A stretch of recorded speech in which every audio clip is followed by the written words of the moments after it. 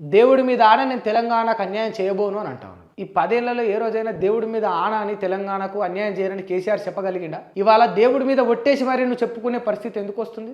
Because ఆ trust build కాలేదు నీ మధ్యలో తెలంగాణ బిడ్డల మధ్యలో ఒక నమ్మకం అనే బంధం ఏదైతే ఉంటుందో అది తెగిపోయింది. అది నువ్వు ఒట్టేసి చెప్పుకునే పరిస్థితి ఎందుకు వచ్చింది? నువ్వు నిజంగా తెలంగాణకు అన్యాయం చేయకపోతే నువ్వు లెక్కలు మాత్రమే చూపెడతావు, ఆధారాలు మాత్రమే బయట పెడతావు, బాజాప్తా నీ పన్ను చేసుకుంటూ పోతావు. ఇప్పుడు ఏ ముచ్చటైనా కూడా ఒట్టు రాని ఎప్పుడు చెప్తాం? అవతలోడు మనం నమ్ముతలేడు అంటేనే ఒట్టు అని చెప్తాం.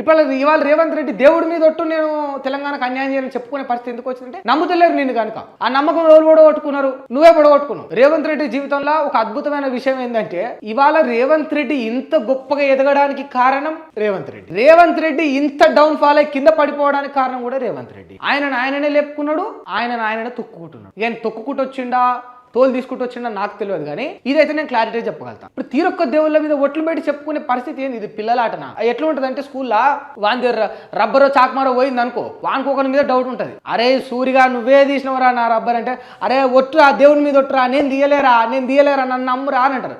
అసెంబ్లీలో మీ పరిస్థితి కూడా గట్లే ఉంది. ఒట్టు దేవుని మీద ఒట్టు నన్ను నమ్ముండ్రి, నేను తెలంగాణకు అన్యాయం చేయాలని చెప్పుకునే పరిస్థితి వచ్చింది మీ మీద. గా నమ్మకం కూడా లేకుండా చేసుకున్నారు మరి మీరు.